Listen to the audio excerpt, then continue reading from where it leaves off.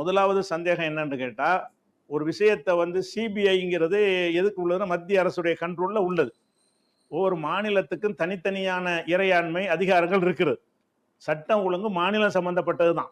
அந்த சட்டம் ஒழுங்கு சம்பந்தமாக யாரை விசாரிக்கணும், எப்படி விசாரிக்கணும், என்ன குழு போடணும், எந்த டிபார்ட்மெண்ட்ல அதை ஒப்படைக்கணும் என்பதை எல்லாமே வந்து ஒரு மாநில அரசாங்கம் தான் அதை தீர்மானிக்கணும். அது மக்களால் தேர்ந்தெடுக்கப்பட்ட ஒரு அரசாங்கத்துக்கு அந்த அதிகாரம் அரசியல் சாசனப்படி இருக்கிறது.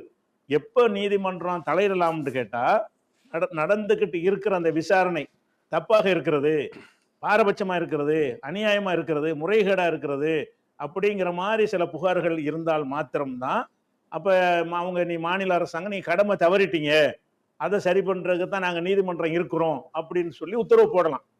இது வழக்கு ஆரம்ப கட்டத்தில் இருக்குது. இந்த வழக்கு விசாரணை வந்து துவக்க நிலையில இருக்கிறது.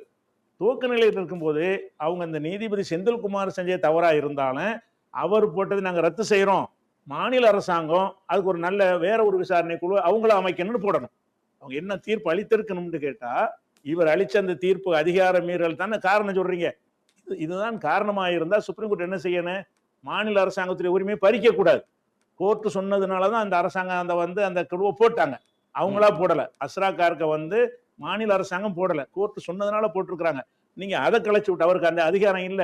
மாநில அரசாங்கம் அவங்க ஆய்வு செஞ்சு நல்ல ஒரு அதிகாரியை போடணும், போட்டு ஒரு குழு அமைக்கணும்னு சொல்லி மாநில அரசாங்கத்தின் பக்கம் டைவர்ட் பண்ணணும். சட்டப்படி தர்மப்படி நியாயப்படி அதைத்தான் செய்யணும்.